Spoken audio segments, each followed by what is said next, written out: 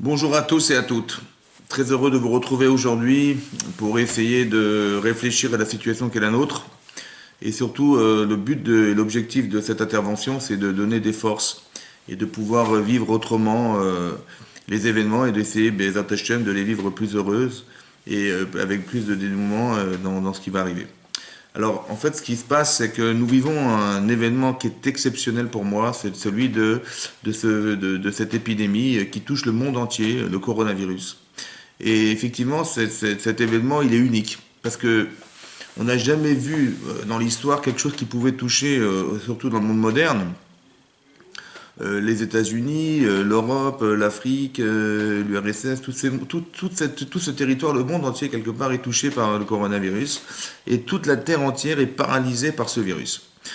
En fait, ça me rappelle quelque chose d'étonnant qui se retrouve dans la Torah. Effectivement, lorsque Hachem avait décidé à l'époque du déluge de déclencher le déluge, il est marqué clairement dans la Torah deux notions qu'il faut retenir. La première, c'est que en fait, il y a trois raisons qui ont justifié en fait la raison qui va justifier la destruction du monde.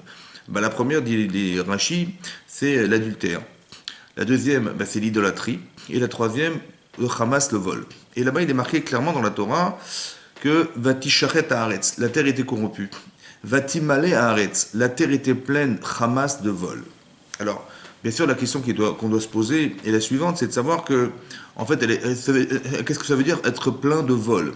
Non, plein de voleurs. Les gens qui habitaient la terre étaient des voleurs. Il fallait dire que la terre était pleine de voleurs. Or, il est marqué plein de vols.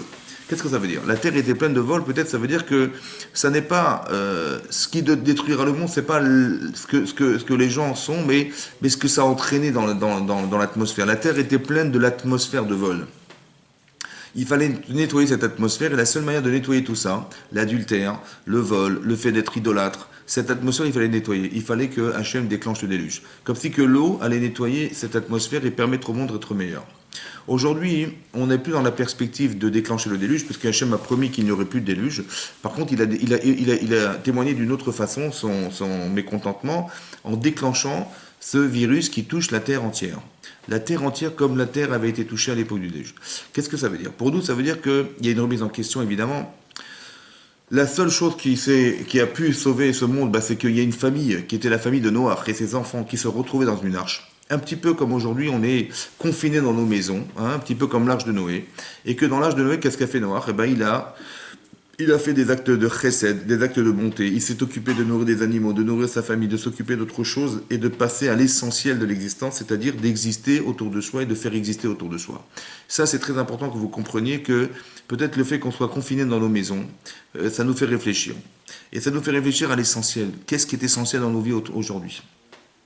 Cette idée, elle me rappelle une autre idée qui est marquée dans la paracha de Vaishlach, où là, effectivement, il y a une autre forme d'agression qui a touché les peuples juifs, qui était concentré dans la famille de Yaakov Avinu, et qui était de voir Esav arriver avec 400 hommes. Ces hommes, en vérité, ces hommes et Esav sont arrivés ici pour justement, Chazvé Shalom, détruire Yaakov de façon individuelle et globalement de détruire tout ce qui allait être la naissance du clan d'Israël à travers les Shvatim, les tribus.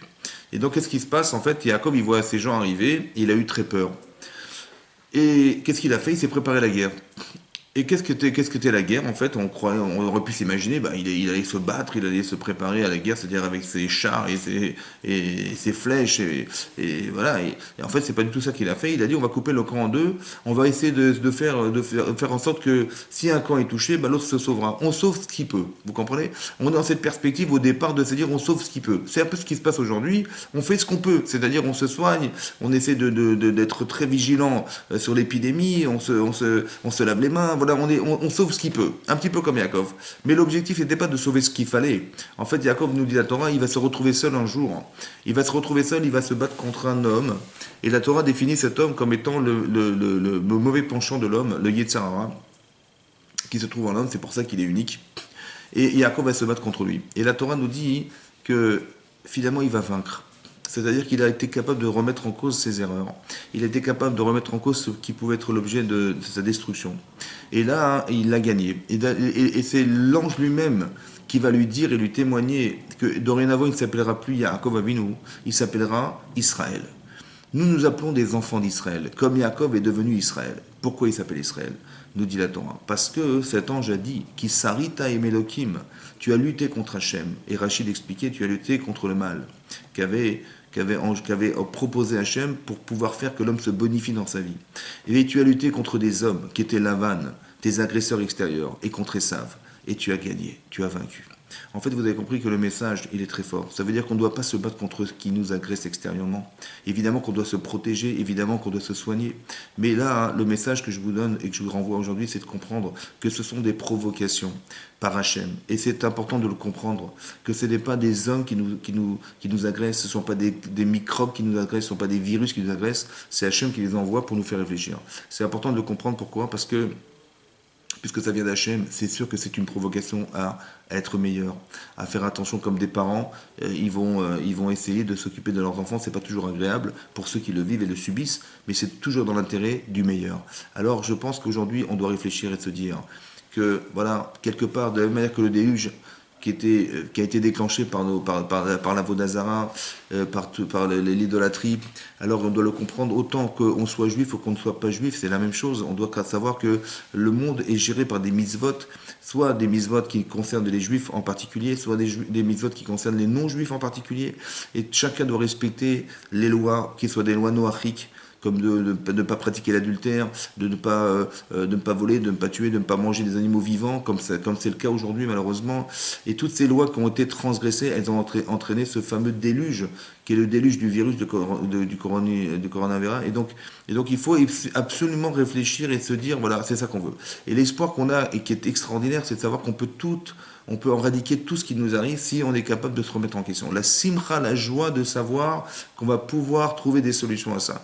Et les solutions, c'est de s'engager. Les solutions, c'est de se dire, voilà, dorénavant, je vais m'occuper des autres, je vais m'occuper de ma famille, je vais m'occuper d'avoir une vie essentielle avec mon épouse, avec mes enfants, puisqu'on est complètement confinés dans nos maisons, un petit peu comme dans l'Arche de Noé, et aussi de se dire qu'on va prendre sur soi de faire le Shabbat correctement, puisque de façon unique, on va avoir un Shabbat à la maison. Je ne sais pas si vous vous rendez compte. Et donc, on ne va pas pouvoir transgresser Shabbat. On va pouvoir se dire, tiens, c'est l'occasion unique, qui est universelle, de pouvoir faire que tous les Juifs vont respecter Shabbat de façon unanime. C'est extraordinaire. Et de respecter Shabbat, de manger kasher, de prendre sur soi des choses qu'on n'a jamais prises sur soi, de lire des Tehillim, de prendre une mitzvah particulière, de faire que l'atmosphère, qui est celui qu'on vit aujourd'hui, va changer.